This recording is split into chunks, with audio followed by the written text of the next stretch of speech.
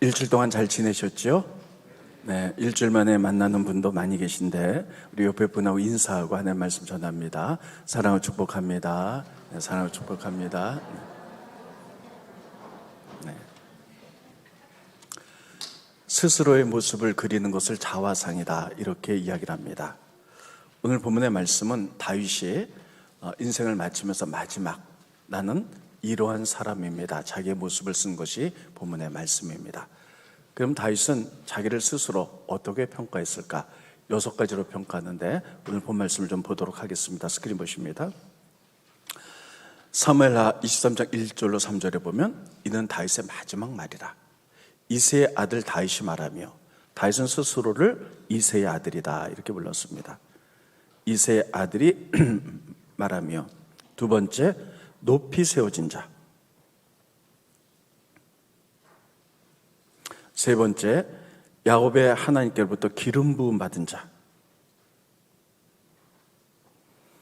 네 번째, 이스라엘의 노래 잘하는 자가 말하노라. 다섯 번째, 여호와의 영이 나를 통하여 말씀하시며 그의 말씀이 내 혀에 있도다. 하나님 말씀이 늘 내 혀에 있다. 여섯 번째, 이스라엘 하나님 말씀하시며 이스라엘의 반석이 내게 이르기를 사람을 공의로 다스리는 자, 하나님을 경외함으로 다스리는 자여. 여러분, 이렇게 다윗은 자기 일생을 마감하면서 마지막 말로 자기를 나는 이런 사람이었다 스스로 6가지로 이야기를 합니다. 첫 번째, 이새의 아들이었다. 높이 세워진 사람, 하나님께 기름 부은 왕된 자, 노래 잘하는 자, 하나님의 말씀이 날마다 내 혀에 있는 자, 하나님의 나라를 공의로 다스리는 자. 6가지는 이렇게 자기가 이런 사람이었다 이야기를 합니다. 이것을 보면서 우리는 인생을 마감할 때 하나님 앞에 나는 어떠한 사람이었나 한번 체크해 보면서 이 말씀을 들어보시기 바랍니다. 먼저 이 부분을 시간상 다 말씀할 수는 없고요, 이새의 아들부터 기름 부은 자까지, 노래 잘하는 자까지 2가지만 오늘 말씀을 전하도록 하겠습니다. 먼저 다윗은 나는 이새의 아들이었다 이렇게 말합니다. 이 뜻은 뭐냐면 나는 보잘것없는 사람입니다 이렇게 얘기하는 거예요. 그러니까 여러분, 사람들이 다윗을 비난할 때 저게 뭐 대단해? 이새의 아들이잖아 이렇게 비난할 때 저는 참 보잘것없는 사람이야 이런 뜻이었어요. 그래서 사람들이 다윗을 비난할 때 저가 무슨 안감이라고, 이새의 아들이 지나지 않잖아 이렇게 말한 것을 알 수가 있습니다. 스크린 보십니다. 사무엘상 25장 10절에 보면 나발이 다윗의 사한들에게 대답하여 이르되 다윗은 누구며 이새의 아들이 누구냐? 너는 그가 무슨 대단한 사람이냐? 비아냥거리는 거죠. 이새의 아들이 지나지 않잖아 이런 뜻이에요. 또 뿐만 아니라 또 스크린 보겠습니다.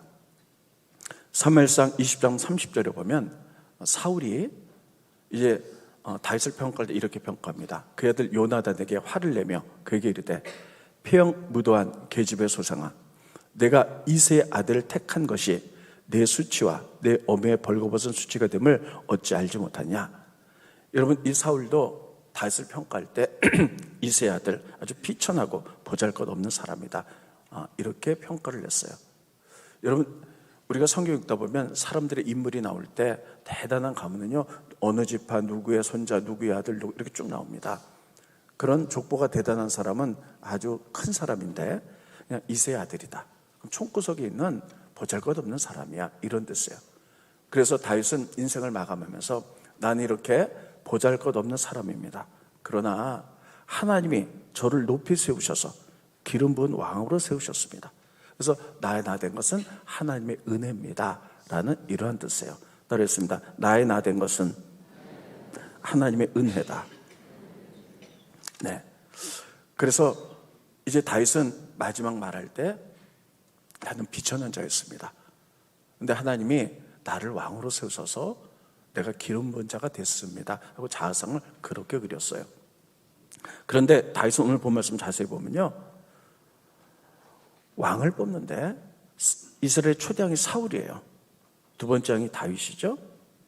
근데 이 사울은요, 사람들의 요청에 따라서 왕이 되었어요. 근데 다윗은 그렇지 않습니다. 다윗은 하나님의 섭리에 따라서 왕이 됐어요.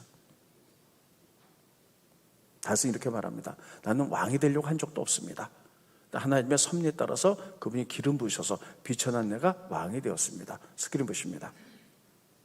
사무엘상 8장 22절에 보면 여호와께서 사무엘에게 이르시되, 사무엘은 이스라엘 왕들을 세우는 킹메이커입니다. 그들의 말을 들어, 그들이라는 건 이스라엘 민족이 왕을 원했죠. 백성들의 말을 들어 왕을 세우라 하시니 사무엘이 이스라엘 사람들에게 이르되 너희는 각기 성으로 돌아가라. 그래서 여러분, 사람들의 요청에 의하여 사울은 왕이 된 사람이에요. 반면에 다윗은 하나님의 섭리 가운데 왕이 됐어요. 스크린 보십니다. 사무엘상 16장 1절에 보면 여호와께서 사무엘에게 이르시되 내가 이미 사울 왕을 버렸다. 이스라엘 왕이 되지 못하게 하였거늘 내가 사울을 위하여 언제까지 슬퍼하겠느냐. 너는 뿔에 기름을 채워가지고 가라. 내가 너를 베들레헴 이세에게로 보내리니 이는 내가 그의 아들 중에서 한 왕을 보았느니라. 여러분, 사울 왕이 폐해지고요, 하나님 사무엘에게 이렇게 얘기합니다. 이세의 집에 가면 아들 중에 하나를 왕으로 내가 선택해 놨다는 거예요. 그게 다윗이죠. 그래서 다윗은 하나님의 섭리 가운데 왕이 된 사람이다, 이렇게 표현하고 있어요. 그럼 여러분, 우리가 이것을 보면서 사무엘도 다윗도 왕이 될 줄은 아무도 상상을 못하고 있었어요. 근데 하나님은 미리 계획하고 계셨어요. 그래서 하나님이 사울을 폐하시자 사무엘에게 기름 부어서 이새의 집에 가라. 그들의 아들 가운데 하나를 왕으로 세우라. 사무엘은 가면서요, 누가 왕이 될 줄 몰랐던 거예요. 그래서 아들들 다 모아라 했더니 아들들이 오는데 첫 번째 아들이 엘리압이에요. 너무 잘생겼어요. 속으로 저가 왕감이다 했더니 하나님이 아니라는 거예요. 두 번째, 세 번째 아들도 잘생겨서 기름 부어 왕으로 삼으려고 했는데 하나님이 아니라는 거예요. 그러니까 사무엘도 몰랐던 거예요. 그래서 마지막에 제일 8번째 아들 다윗이 나왔는데 여러분, 하나님이 저가 왕감이라는 거예요. 그러니까 이 순간까지 사무엘도 다윗도 자기가 왕이 될 줄은 아무도 몰랐어요. 그래서 나는 비천한 자였지만 하나님이 나를 왕으로 선택해서 기름 부으시고 높이셨다는 거예요. 그러면 하나님이 아무도 주목하지 않는 이 다윗을 왜 왕으로 세우셨을까 하는 거예요. 거기는 이유가 있지 않겠습니까? 성경에 보면 이 다윗이 하나님 마음에 합한 자라서 하나님의 뜻을 이룰 거라고 하나님이 믿으셨기 때문입니다. 스크린 보십니다. 사도행전 13장 22절에 보면 폐하시고 다윗을 왕으로 세우시고 증언하여 이르시되 내가 이새의 아들 다윗을 만나니 내 마음에 맞는 사람이다. 하나님 마음에 맞는 사람이에요. 그리고 그가 하나님의 뜻을 다 이룰 사람이다, 이렇게 얘기를 하는 거예요. 그러니까 여러분, 하나님께서는요, 그 다윗을 주목하여 봤어요. 그는 세상 사람들이 하찮게 여기는 사람이었으나 하나님 그 주목하여 보면서 그는 하나님 마음에 합한 사람이야, 그는 하나님의 뜻을 다 이룰 사람이야 하고 하나님 미리 계획하시고 왕으로 삼으셨다는 거예요. 그럼 도대체 이 다윗이 어떻게 했길래 하나님 마음에 합한 자일까 하는 것입니다. 성경은 다윗의 여러 가지 하나님 마음에 합한 자로서 면모를 쓰고 있지만 그 가운데 대표적인 것이 충성과 순종입니다. 그래서 충성, 순종. 다윗이 목자였어요. 이스라엘 나라에서는 가장 천한 직업이 목자들입니다. 아무도 목자를 눈여겨보지 않아요. 근데 다윗은 목자였는데요, 목자였을 때 양들을 칠 때 하나님이 그를 주목해 봤다는 거예요. 그리고 그를 왕으로 세우기를 원하셨다는 거예요. 스크린 보십니다. 시편 78편 7절에 보면 또 그의 종 다윗을 왕으로 택하시되 양의 우리에서 취하시며 어린 목동이 양들을 칠 때 하나의 그를 유심히 봤다는 거예요. 그리고 그를 내 마음에 합한 자라 부르시고 그를 왕으로 기름 부으셨다는 거예요. 그러면 도대체 왜 목자, 아무도 눈여겨보지 않는 어린 목자를 하나님이 왜 눈여겨보셨을까 하는 것이에요. 그는 그만큼 충성과 순종의 사람이었기 때문이에요. 그 모습이 어떻게 드러나냐면 이새가 자기 아들 다윗에게 양을 치라고 줬어요. 아버지가 자기 명령이기 때문에 거기에 순종하는 거죠. 그리고 아버지가 말씀이기 때문에 그 양을 지키는 게 그의 본분이었기 때문에 양을 지켜서 최선 충성을 합니다. 어떤 일이 벌어졌냐면, 목자가 양을 치다 보면 들판에서 사자나 곰 같은 게 나타나요. 그래가지고 양을 한 마리를 잡아갑니다. 그럼 보통 사람 같으면 무서워서 도망가죠. 그리고 그 사자 같은 게 양 한 마리 잡아갔으면 아유, 양 한 마리 잡아가면 어때? 나 무사한데. 그랬을 것 같아요. 근데 다윗은 그렇게 하지 않았다는 거예요.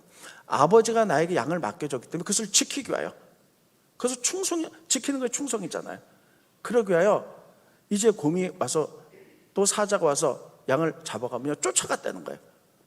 그리고 그 사자를 쳐서 목 안에 있는 양을 끄집어내고 그것이 나에게 달려들면 그를 쳐서 죽였다라고 그렇게 표현하고 있습니다. 스크린 보시죠. 사무엘상 17장 34절 35절에 보면 다윗이 사울에게 말하되 주의 종이 아버지의 양을 지킬 때 사자나 곰이 와서 양떼에서 새끼를 물어가면, 여러분 사자나 곰이 나타나서 얼마나 무서워요. 다들 도망가기 바빠요.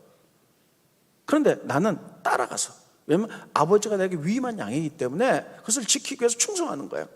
목숨을 내어놓고 그것을 치고 그 입에서 새끼를 건져내었고 그것이 일어나 나를 해하고자 하면 내가 그 수염을 잡고 그것을 쳐 죽였나이다, 이렇게 말하는 거예요. 그러니까 하나님이 그것을 보신 거예요.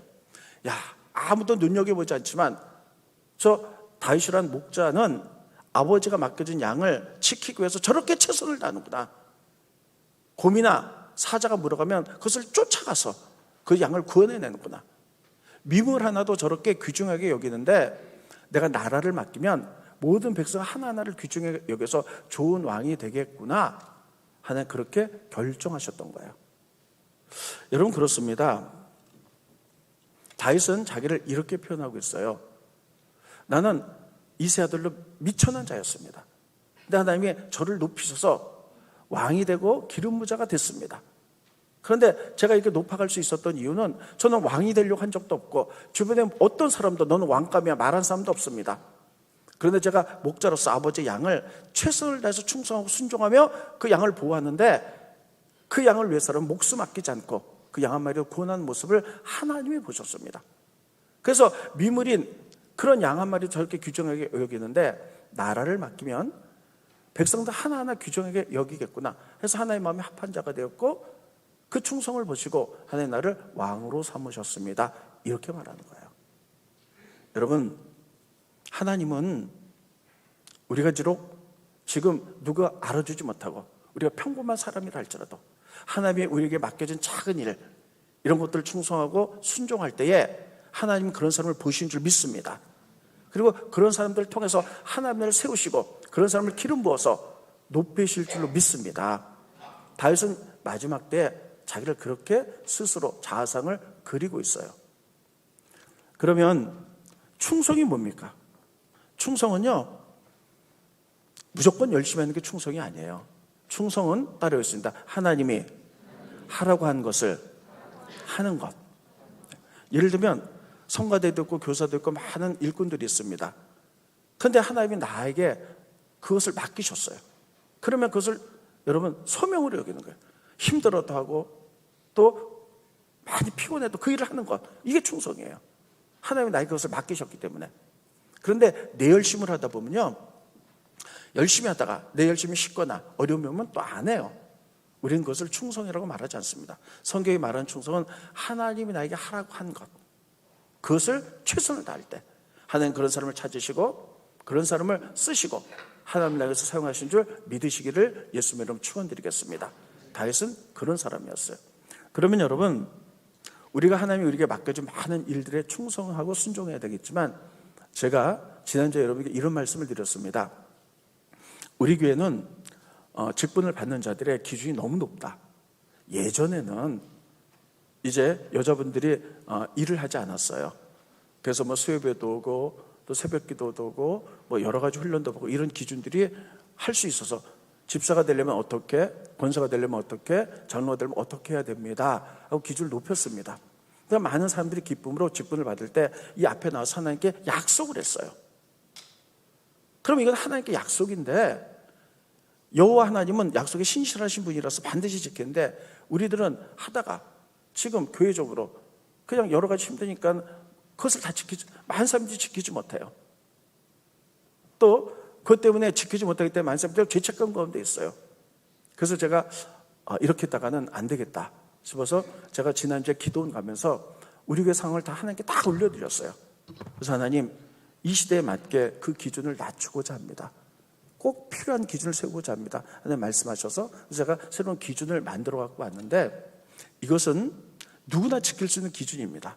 그래서 여러분들이 반드시 이 말씀에 순종하시고 충성하셔서 하나님 사역에 동참하고 하나님 나라를 위해서 사용된 여러분들이 되시기를 예수님 이름으로 축원드리겠습니다.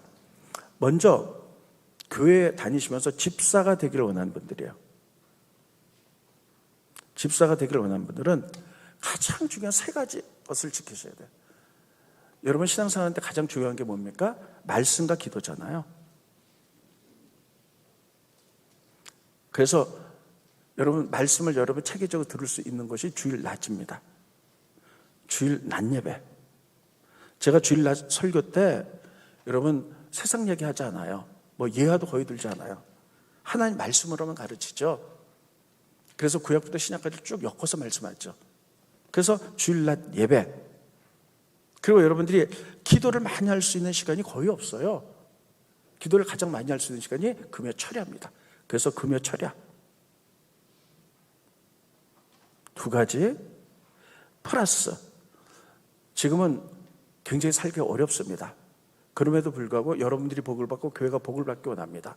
복에는 여러 가지가 있지만 특별히 물질적인 복을 받기 위해서 성경은 11조를 얘기하고 있어요. 그래서 11조.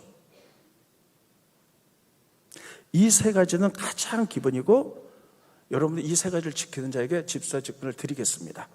따라오겠습니다. 주일낮, 금요철야, 11조. 이런 분들이 지킨 분이 집사가 되겠고요. 성경 공부도 너무 많았어요. 그래서 그것을 단출하게 줄입니다. 우리 교회 등록하셔서 집사가 되기 원하는 분은 성경 공부는 첫째, 새신자반 다 오시잖아요. 새신자반. 그 다음에 여러분들이 신앙의 전반적인 건 알아야 돼요. 그래서 기도는 어떻게 해야 되고 전도는 어떻게 해야 되고 뭐 봉사는 어떻게 해야 되고 뭐 이런 걸 다 알아야 돼요. 그래서 1:1 제자훈련이 거기 다 들어가 있습니다. 그래서 집사가 되기 원하는 분들은 이런 기준입니다. 그러면 집사를 받으셨어요. 그럼 권사님이 되시기 위하여 이 기준을 다 지키셔야 돼요. 그리고 5년을 지키셔야 돼요. 그리고 권사님이 되셨으면요, 이렇게 주일낮 그리고 금요철야 그 11조에다가 두 가지를 더 지키셔야 됩니다. 이건 다 지킬 수 있는 거예요. 하나는 뭐냐면 봉사입니다. 성가대를 하시든지 교사를 하시든지 주차봉, 이거 봉사예요. 두 번째는요, 속회입니다. 속회의 개념은 굉장히 중요해요. 이거는 교제의 개념이에요. 많은 분들이 이제 신앙을 선택할 때 대형교회로 많이 가고자 합니다. 첫째는 시설도 편리하죠. 두 번째는 뭐라고 하지 않아요. 그냥 뭐 하십시오, 뭐 속회들이 하지 않고 그냥 조용히 왔다가 그냥 아무도 모르게 조용히 가고 내게 편하고 자유롭게 신앙생활을 하겠다 해서 대형교회로 많이 갑니다. 근데 여러분 그게 좋은 것 같지만 결코 좋지 않아요. 여러분 신앙이라는 것은 여러 가지가 있죠. 말씀과 기도도 중요하지만 교제가 너무 중요해요. 그래서 내가 신앙의 사람들과 교제했을 때 내가 신앙이 늘 좋지만은 않잖아요. 내가 넘어지면 주변에서 기도해주고 교제해서 일어날 수 있어요. 근데 조용히 아무도 없이 혼자 신앙생활하면 넘어지면요, 여러분 아무도 일으켜주질 않습니다. 이런 사람이 너무너무 많아요. 그래서 이제 권사로서 이제 집사가 돼가지고 권사 받기 원하는 분들은요, 이 5가지를 반드시 지키셔야 돼요. 주일 낮 예배, 금요철야, 11조, 그리고 1가지 이상 봉사, 그리고 속회입니다. 그리고 성경 공부는 2가지가 더 들어갑니다. 여기에 반드시 지켜야 될 게 어떤 것이냐면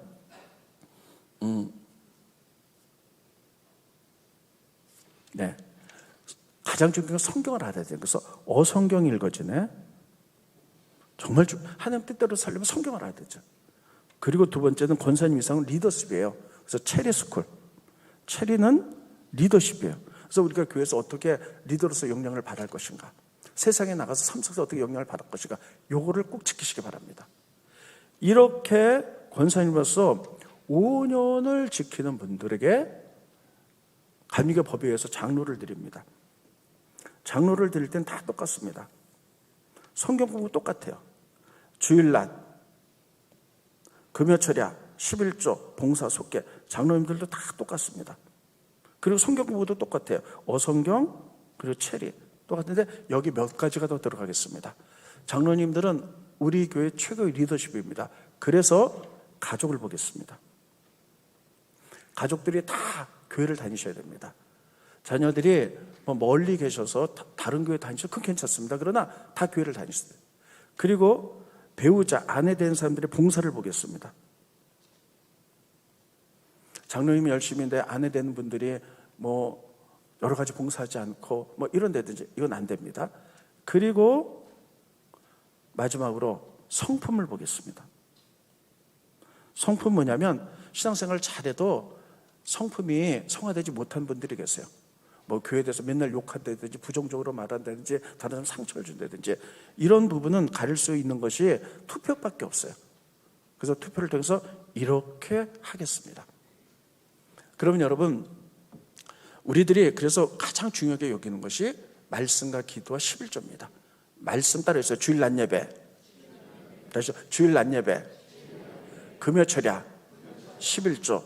이것은 우리 교회에 해당한 모든 사람은 기본적으로 지키셔야 돼요. 그리고 직분을 받기 원하는 분들은 권사로서는 이렇게 속회, 봉사, 그리고 성경과 몇 개 더 추가되고 굉장히 폭을 낮췄는데 이거는 어느 교회를 가도 이 정도 선은 다 지키셔야 됩니다.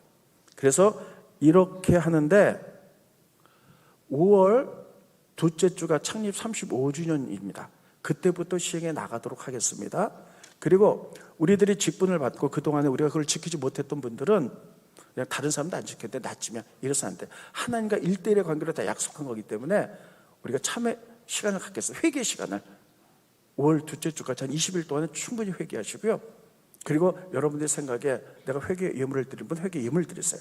그리고 이때부터 시작하도록 하고, 이 원칙은 가장 낮은 원칙이기 때문에 여러분들이 마음만 먹으면 누구나 지킬 수 있는 원칙이기 때문에 철저히 하겠습니다. 그래서 이 원칙대로 교회를 이끌어 가도록 하겠습니다. 이것 외에 많은 성경 공부들이 있죠. 영적 전쟁, 또 중보기도, 또 권위, 여러 가지 것들, 이런 것들은요 따로 수요예배나 또 혹은 주일날 혹은 따로 세미나를 열어서 여러분들 충분히 가르치도록 하겠습니다. 이건 영적 성장을 위한 것이고 이런 것들을 꼭 지키기를 예수님의 이름으로 축원드리겠습니다. 그래서 한 달 동안 이것을 철저히 하도록 여러분들이 계속 강조할 거예요. 따르겠습니다. 주일날 예배, 금요철 예배, 11조. 자, 첫째 뭐라고요? 두 번째 금요철야, 빠지지 마세요. 5월 셋째 주부터 둘째 주부터 카운트다운입니다. 세 번째 뭐요? 11조. 이거는 기본이고 거기서 권사 장로 될 분들은 이걸 몇 가지를 더 훈련 받으셔서 이렇게 하면 되겠습니다. 이거는 그냥 정한 게 아니라 여러분들이 하나님께 약속했는데 많이 지키지 못하기 때문에 이렇게 됐다면 하나님께 징계를 받을 것 같아요. 그래서 앉아서 제가 급하게 기도원을 올라가서 우리 교회 상을 다 하나님께 올려드리고 하나님 주신 마음으로 받은 것입니다. 이 말씀에 순종하고 충성하여서 여러분이 좋은 일꾼 되시고 축복받으시고 하나님께서 쓰임받는 우리 교회가 되기를 예수님의 이름으로 축원드리겠습니다. 두 번째는 다윗은 이렇게 표현합니다. 여기까지 합니다. 노래 잘하는 자. 얘기는 뭐냐면 다른 말로 찬송 잘하는 사람, 찬송하는 사람이에요. 여러분, 다윗은 무관이었어요. 그래서 평생 칼을 가지고 전쟁했던 사람이에요. 그런데 그에게는 특별한 달란트가 있는데 특별한 감성도를 주셔서 그는 많은 찬송을 했습니다. 근데 어떤 찬송을 했느냐? 좋을 때만 찬송한 게 아니에요. 고통스러울 때, 사람이 배반할 때, 죽음의 위기 속에서도 계속 찬송했어요. 여러분, 성경에 보면 다 찾아보지 않겠습니다. 시편 3편에 보면 자기 아들 압살롬이 자기를 죽이고 왕이 되려고 반역을 일으켰을 때, 이게 얼마나 기가 막혀요. 그때 찬송했던 사람이에요. 두 번째, 시편 57편에 보면 사울 왕이 그를 죽이려고 했을 때 여러분 아둘람 굴에 숨어 들어갔죠. 죽음의 위기 속에서 찬양했던 사람이에요. 시편 51편에 보면 죄악 중에 있을 때 그가 순간적으로 밧세바 이렇게 음란한 일을 했고 우리아를 죽였을 때, 나중에 그것을 깨닫게 되었을 때 그 고통 속에서 죽을 때까지 울면서 회개 찬양을 했던 사람이에요. 그래서 찬송은 우리는 좋을 땐 찬송하지만 힘들고 어렵고 낙심될 때는요 그냥 찬송하지 않죠. 근데 다윗은 이렇게 나는 노래를 하나님께 찬양하는 자였다. 다른 사람이 나를 배반했을 때, 내가 고통과 죽음 속의 위기 속에도 이 시편을 보면 그 가운데도 찬양하면서 하나님 책임 주실 줄로 믿고 찬양했던 사람이에요. 그래서 찬양을 잘했던 사람이다. 그래서 여러분, 다윗은 무관으로서 평생 전쟁했지만 하나님 주신 달란트가 찬양이었기 때문에 이 찬양을 극대화했어요. 그래서 그가 찬양을 열매를 맺은 것이 있는데 세 가지만 말씀드립니다. 첫째, 악한 영 귀신을 쫓아냈어요. 사울왕이 악귀가 들렸어요. 그랬을 때 다윗이 수금으로 찬양하자 악귀가 떠났죠. 이런 열매를 맺었습니다. 두 번째, 그는 시편을 만들었어요. 시편이 150편으로 됐는데 많은 부분이 다윗이 만들었어요. 그러니까 여러분, 이 다윗이 시편을 만들어서 지금 얼마나 많은 사람이 그 시편을 읽고 은혜를 받나 몰라요. 세 번째, 가장 중요한 건 예배 때, 구약인 제사죠. 제사 때 성가대를 세웠어요. 이 부분을 조금 더 구체적으로 얘기하겠습니다. 처음에 구약시대 때 하나님께 제사 드릴 때는요 찬양이라는 것이 없었어요. 그냥 동물 잡아서 제사 드리고 그걸로 끝냈어요. 근데 다윗이 여러분 찬양을 만들었고, 그리고 이제 다윗의 성가대를 조직해서 솔로몬 성전 때부터는 제사 드리면서 찬양대가 서기 시작했어요. 그 과정을 잠깐 설명드리겠습니다. 이스라엘 민족이 애굽을 나와서 가나안 땅에 들어갔죠. 가나안 땅에 들어갔는데 들어가서 제일 먼저 제일 먼저 제사를 드렸던 장소를 실로라는 곳이었어요. 따라했습니다. 실로. 다시 중요합니다. 실로. 실로가 첫 번째 성소였어요. 가나안 땅에 들어가자마자 성막을 세우고 거기서 거룩하게 제사 드리고 예배했던 곳이 실로였습니다. 그런데 그 당시에 제사장의 아들들이 타락하자 하나님 블레셋 나라가 쳐들어오게 만들었고, 그래서 법궤를 빼앗깁니다. 그 옛날에 성막은 어떻게 생겼냐면요 이렇게 생겼죠. 성소와 지성소가 있었고 지성소엔 법궤가 있었어요. 하나의 인재 상징이죠. 그리고 여기에 번제단이 있었어요. 여기서 동물을 잡아서 제사 드리고 여기 물두멍이 있었어요. 그래서 손발을 씻고 제사장이 하나님께 들어갔던 거죠. 근데 가장 중요한 법궤를 뺏겨버리고 말았어요. 그래서 법궤가 돌아다니다가 다윗 시대 때 돌아왔어요. 그러니까 여러분, 다윗은 그 법궤를 놨는데 성막은 그대로 없잖아요. 그래서 다윗이 그 법궤에다가 이렇게 텐트를 쳤어요. 그리고 나서 거기서 제사를 지내요. 이것을 우리는 다윗의 장막이다 이렇게 얘기합니다. 따르겠습니다. 다윗의 장막. 네, 이렇게 얘기를 해요. 그 다음에 블레셋이 쳐들어와서 실로가 파괴됐어요. 그럼 법궤가 없는 이 성막 있잖아요. 이 성막은 계속해서 내려가다가 기브온이라는 곳에 있게 되었어요. 그래서 솔로몬이 일천 번제를 드릴 때 기브온에서 드렸잖아요. 그건 뭐냐면 제단이 있기 때문에, 동물 잡아서 피 흘려 제단이 있기 때문에 거기서 드렸는데 법궤는 없는 성막에서 여기서 제사를 드렸어요. 그러다가 다윗은 하나님께 성전을 지어드리길 원했는데 하나님이 거부하셨죠. 너는 피를 많이 흘린 사람이었기 때문에 너에게서 받을 수 없고 내 아들에게 성전 받겠다. 그래서 다윗은 성전을 지을 준비를 다 했고 그래도 솔로몬이 왕이 돼서 성전을 지었을 때 이 다윗의 장막에 있던 법궤하고 제단이 합쳐져서 솔로몬의 성전이 만들어집니다. 자, 그런데 여러분, 이 기브온에 있을 때 이 제단에서는요 그냥 제사를 드렸어요. 왜냐하면 제단이 있기 때문에. 그래서 다 드렸어요. 그런데 다윗의 장 법궤가 있는 것을 제사 드렸는데 여기는 이 제단이 없잖아요. 그래서 다윗은 여기서 어떻게 예배를 드릴까 하다가 이때부터 바로 찬양으로 예배를 드리기 시작했어요. 다윗의 장막에서부터. 그래서 그때부터 대제사장도 2명이었어요. 법궤를 섬기는 대제사장 사도, 여기까지 모르셔도 됩니다. 기본에서 아비아달의 후손들, 제사장, 그러니까 이스라엘 역사를 보면 대제사장이 2명이었던 것은 이때가 처음이었어요. 그러나 나중에 솔로몬 성전이 합쳐지면서 아비아달 계통은 없어지고 사독 계통이 이제 제사장 1명이 되는 거죠. 그래서 2군데서 예배를 드렸어요. 그래서 기본에서는 제단이 있었기 때문에 그래서 동물의 제사. 그리고 다윗의 장막에는 성막만 있었고 제단이 없으니까요, 그냥 찬양으로, 시편으로 다 찬양을 올려드렸어요. 그러다 나중에 합쳐지게 되었죠. 그러면서 솔로몬이 성전을 지을 때까지 이 다윗은요, 성전을 지을 수가 없었어요. 하나님 거부하셔서. 그래서 이제 성전을 지을 모든 재료들, 그리고 제사 드리는 방법들, 그리고 성가대를 어떻게 만들고 어떻게 찬양하라는 걸 다 만들어 놨어요. 그래서 솔로몬이 성전을 짓자 거기서 이제 다윗의 그 방법대로 제사를 드리고 찬양을 하게 되었죠. 그래서 솔로몬 성전에서 지금 여기는 다 역대기에 나온 이야기입니다. 예배를 드릴 때 성가대가 쓰기 시작했죠. 성가대가 몇 명이었냐면 4,000명이었어요. 안 놀라시네요? 4,000명. 오늘도 우리 산부가 한 거의 40명이 되죠. 그러니까 찬양 때 이건 막 그냥 감동이 오잖아요. 40명도 그런데 400명도 아니고 4,000명이 악기랑 했으면 얼마나 굉장했을까요? 스크린 보십니다.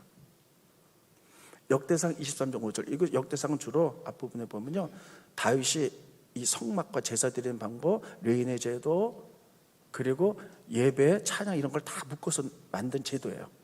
4,000명은 문지기요, 레위인 가운데. 4,000명은 그가 여호와께 찬송을 드리기 위해 만든 악기로 찬송하는 자들아. 오케스트라로도 만들고요, 그리고 노래한 자가 4,000명이 어마어마하게 찬송했어요. 여기 악기도 들어가요. 그럼 이 4,000명을 한두 명이 가르칠 수는 없잖아요. 그래서 파트마다 소프라노 그래서 288명의 지휘자가 가르쳤어요. 스크린 보시죠. 역대상 25장 7절을 보면 그들과 모두 형제 레위인 가운데 여호와의 찬송을 배워서 익숙한 자, 그러니까 배워서 찬송을 잘 익숙해서 가르칠 수 있는 자, 이런 사람이 288명이에요. 그래서 이때부터 예배가 찬양이 도입됐고요. 다윗 시대 때 다윗의 장막부터는 조그맣게 찬양하다가 솔로몬 성전이 지어지면서 찬양대가 도입되면서요, 그때부터 4,000명이 악기와 찬양으로 288명이 찬양을 도우면서 예배를 드렸어요. 이런 거 볼 때 얼마나 장관인지 몰라요. 특별히 우리가 여호사밧이라는 왕 알죠? 여호사밧 때 전쟁이 일어났어요. 수십만의 대군이 쳐들었는데 하나님께서 여호사밧에게 이렇게 얘기합니다. 너희는 칼과 창으로 하지 말고 성가대 세워라, 레위인 가운데. 그리고 예복을 입혀서 전쟁에 나가라. 그래서 그 다음날 전쟁이 일어났는데 수십만 대군이 칼과 창을 가지고 오는데요, 성가대가 몇 명이 섰을까? 전 모르겠어요. 한 4,000명쯤 섰다고 생각했어요. 어마어마한 성가대가 막 찬양할 때 막 땅이 진동했을 거예요. 그래서 찬양으로 승리하게 돼요. 그래서 불화가 골짜기죠. 아무튼 이것을 통해서 우리가 다윗의 스스로 다윗이 얘기하는 거예요. 나의 자의상, 나는 노래 잘하는 자, 찬양 열심인 자. 이 달란트를 극대화했어요. 그래서 그것을 가지고 그 했던 것은 악기를 쫓아내고, 악기를 쫓아냈죠. 그리고 그가 또 했던 것은 이제 찬양을 가지고 시편을 만들었어요. 그리고 예배에 성가대를 조직했어요. 그래서 지금까지, 옛날부터 지금까지 교회 예배드릴 때 성가대가 있고요. 주님 다시 오시면 이 세상이 다 끝나잖아요. 천국에 가면 말씀도 다 이루어졌잖아요. 요한계시록 보면 천국의 끝까지 있는 게 성가대예요. 찬양만 있는 거예요. 이 어마어마한 역사를 다윗이 이룬 것이에요. 이것을 보면서 우리들이 얻는 교훈이 있습니다. 다윗은 무관으로서 전쟁의 사람이었지만 그에게는 찬양의 달란트가 있었는데 이것을 극대화했을 때 여러분 어마어마한 일들을 이뤘던 것처럼, 여러분 우리는 다 평범하지만 하나님 우리에게 하나님 나를 세우기 위해서 작은 거라도 달란트를 주신 줄로 믿습니다. 그래서 사정하지 마시고, 어떤 사람 가르친 달란트, 어떤 사람 찬양한 달란트, 뭐 여러 가지 봉사하는 달란트, 이런 달란트 우리가 극대화해서 우리들이 하나님의 일을 한다면 이것을 통해서 하나님 나라가 위대하게 만들어질 줄로 믿습니다. 오늘 우리가 이것을 배워야 되는 것이에요. 결론입니다. 제가 다윗이 죽기 전에 나는 이러한 사람이었습니다 하고 자상을 그렸는데 다는 못했어요. 두 가지 것 했습니다. 나는 비천한 자였어요. 근데 하나님의 은혜로 왕이 되었습니다.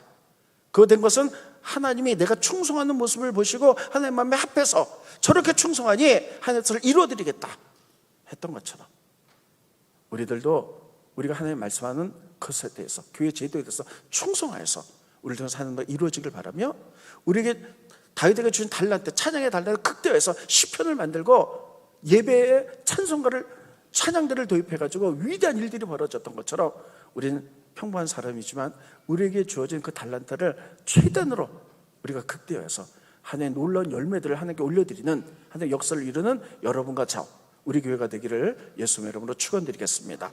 기도하겠습니다. 고마우신 주님, 은혜를 감사함을 드립니다.